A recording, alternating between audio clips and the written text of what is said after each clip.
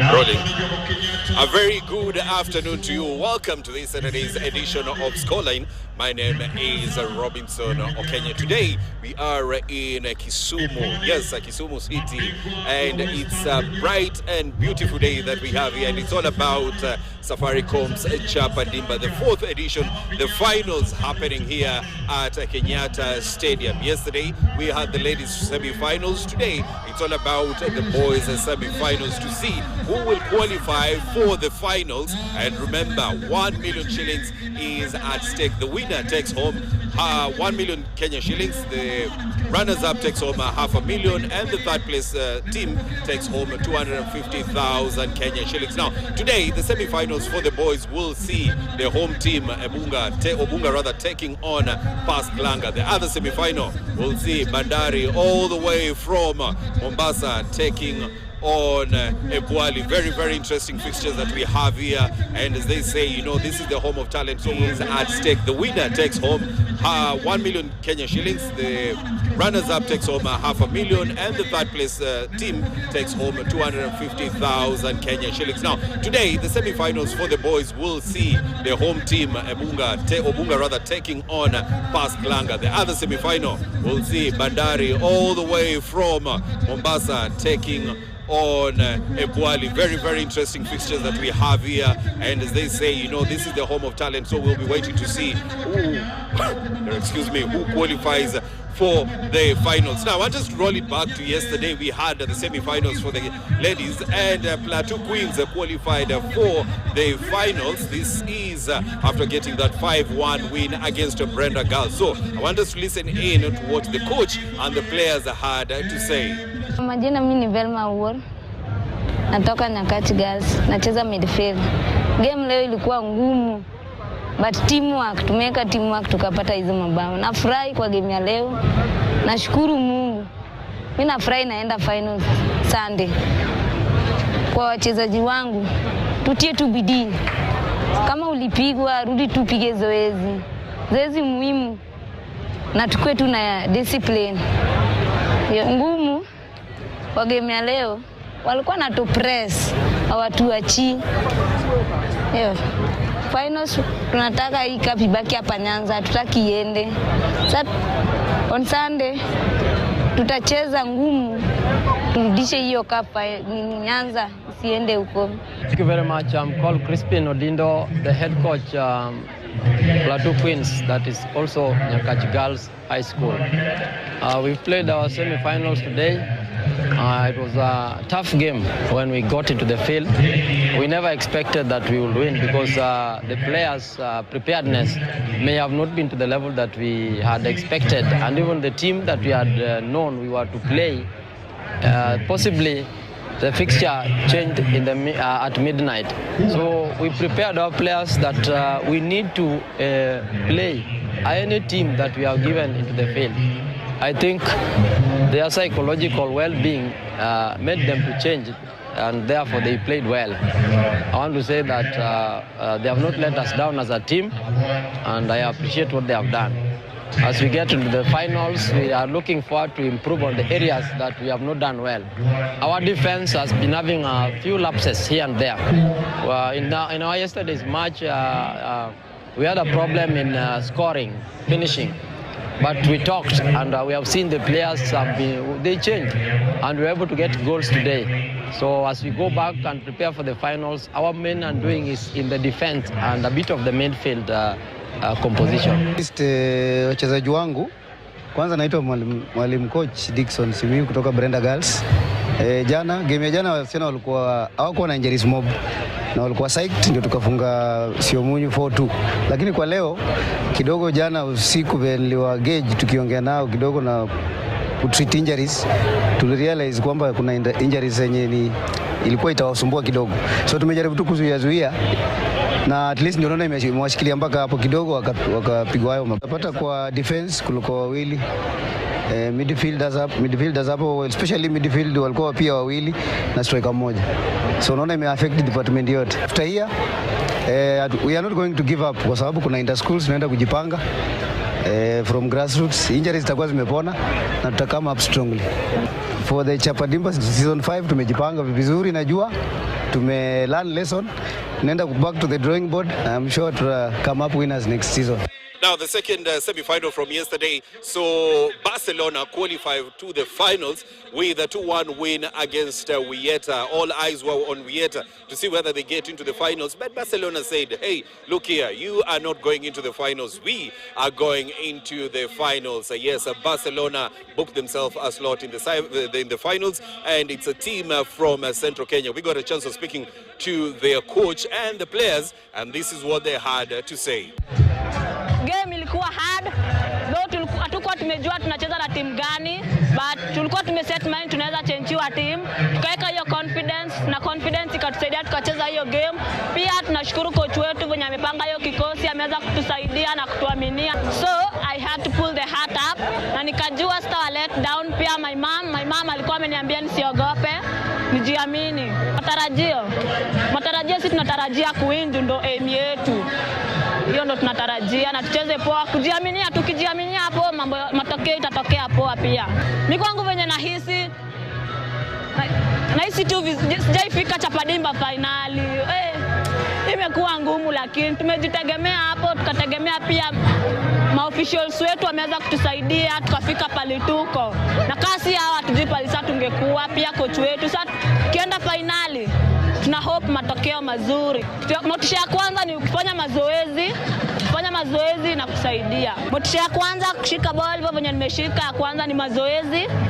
Ya pili tena nimejiaminia, na venye coach ameniaminia kunipigisha zoezi hivyo. Above all, God. Safaricom achana tunao. Power. Safaricom wako sawa. Waendelee hivyo, talanta muhimu. Nimecheza hii tournament kwa edition 4 mfululizo. Edition ya kwanza nikatolewa semifinali, ya pili the same, then ya tatu corona ikaingilia. Sasa hii ya 4 at least nimeingia finali, najisikia vizuri, nasikia raha kweli, kwa sababu ule ambaye huwa ananitoa kila wakati ndiye nimemtoa. Yeah. Game ya leo imekuwa ngumu kiasi mwanzo katika dakika kama za 20 za kwanza. Manake walikuja wakijua mahali usiupenyeza mpira wakafunika. But kulingana wakati ulikuwa unaenda, pia na wao pia wakaanza kufanya makosa. Wakati walikuwa wanafanya makosa, pia sisi tukapata ile kujikwamua sasa. Na pia walikuwa wanafunga zile barabara, but sasa ikafika mahali wakashindwa kufunga zile barabara, kwa sababu wasichana wangu sasa walitoka katikati wakaanza kucheza upande wa hivi. Game ilikuwa ngumu kiasi. Jana ilikuwa 18 kwa bila, kwa sababu wale ndo wanakuja kwa mchezo. Wana umri wa miaka kama hata miezi 6 tu, na sisi tumetengeneza kikosi chetu kwa miaka 3. Unaona pale kuna utofauti sana kuingia kwa katikati ya mechi ya leo. Kila wakati tumekutana na Wieta, wametutoa semifinali kila wakati. Sasa leo ilikuwa ni time yetu, ilikuwa imefika, na pia sisi tukawawahi tu. Na finali, kuelekea finali tumejipanga, tunajua wale ni wazuri. Kwanza wako nyumbani, uwanja ni wao, mashabiki ni wao. So tutakuja kwa ile game kama tumetulia, tucheze kama sisi Barcelona tu wenye tunacheza. Sina wasiwasi, tutakuja tu kucheza kama kawaida. Now, aside from yesterday's semi-finals, of course, we'll be waiting tomorrow for the finals. That is in the ladies' side, Barcelona from Central taking on Plateau Queens with that 1 million shillings at stake. Who will emerge the winner of the 4th edition? We have to wait and see. Now, today I had a chance of speaking to the organizers, and Safaricom, who own Chapa Dimba, say that, this edition has been fantastic, going throughout the country, trying to scout and give young people a talent, a platform to showcase their talent. And they say that calculating technology into the tournament has really shown that Kenyans can really perform. Let's listen in. Yes, the finals of Chapa Dimba finally here today, semi-finals, tomorrow the finals. How has this journey been for Safaricom for the 4th edition? It's been lovely, engaging the entire, all the regions across the country. It's been a whole year of engaging and trying to spot their best talent. We are now here at the semifinals with the ball just about to play. And it's been an amazing engagement across the country.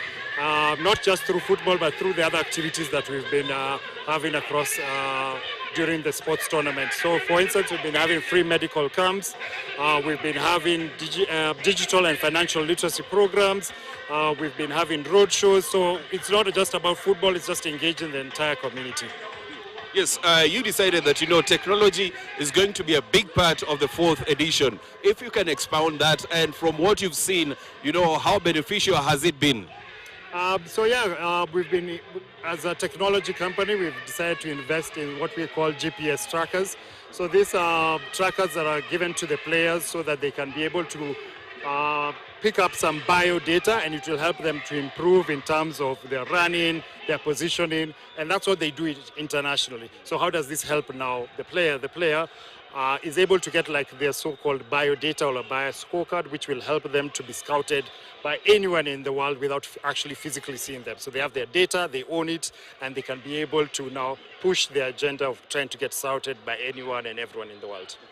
When I look behind you, I mean, the turnout, the fans, massive. I mean, is this why you brought it to Kisumu? Of course. Kisumu, we know, is one of the hotbeds of football. We always love the engagement, how they always come up in numbers, how they create a nice, vibrant atmosphere. And that's why we are here in the Mamboleo Stadium, and we are waiting just to kick off for the next game. So, yes, that's why we're here.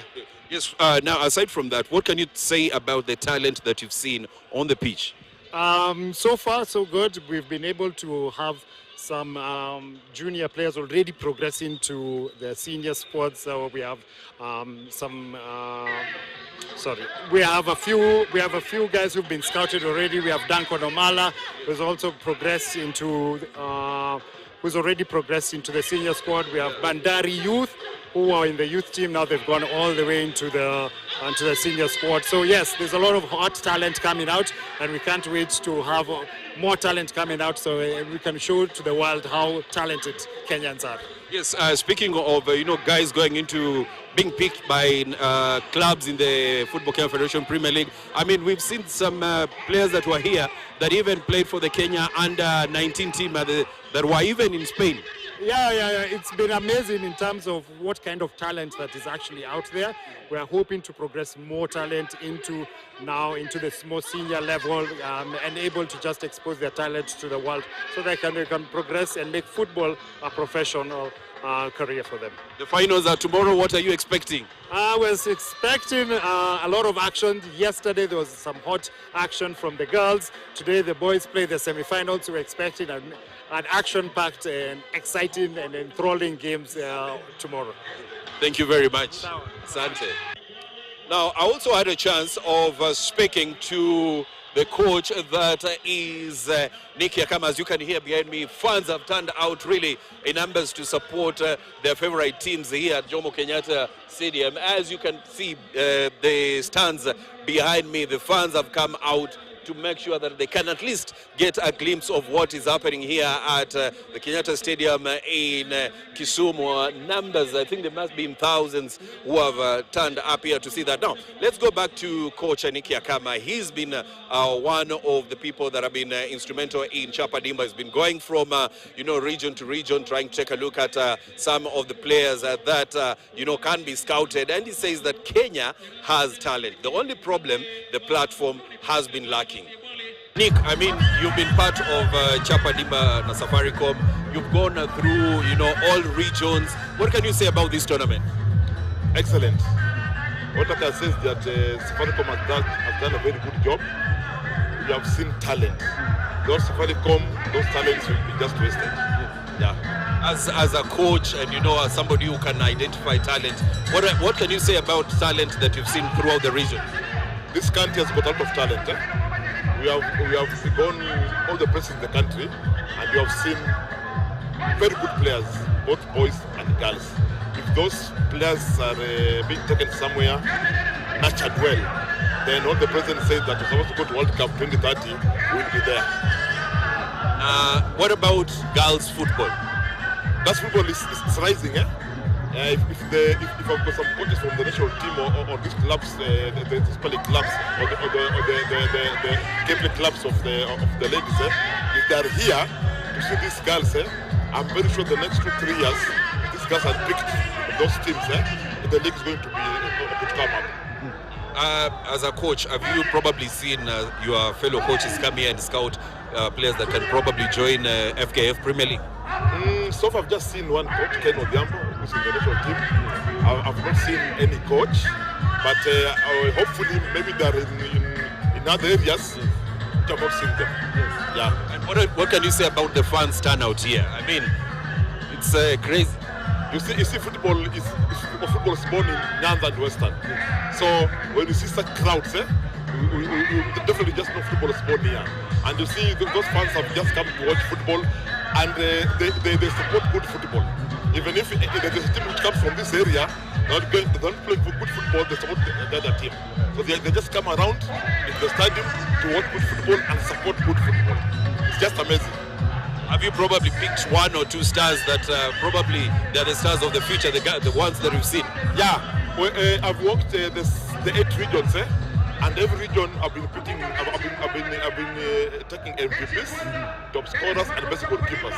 I've got that data. Even here, I'm going to pick MVP, best keeper, and top scorer. And then each and every match, I was picking the same. So I've got that data of everybody, both girls and boys in the whole country, under 19. Probably, how can you compare this edition, because it's the 4th edition, how can you compare it with the previous one?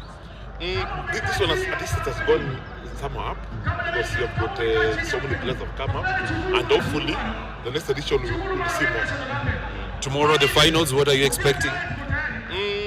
Sorting fireworks, because but I was expecting Obunga and Bandari to play the finals, but now this is now the finals before the final. But at the end of the day, even Pascalanga and Eboli are very good sides, very young players, and I just urge all the coaches who are around here to come over maybe today or tomorrow and see good football and see good players.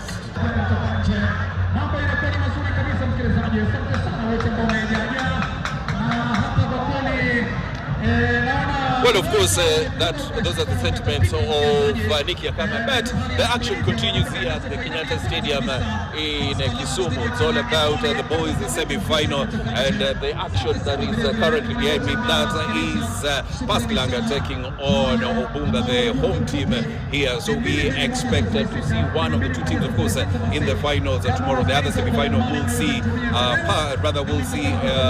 Ebwali taking on Bandari. So very, very interesting fixtures that we have here. Now, since we are still on football matters, I want us to digress a bit from Chapa Dimba.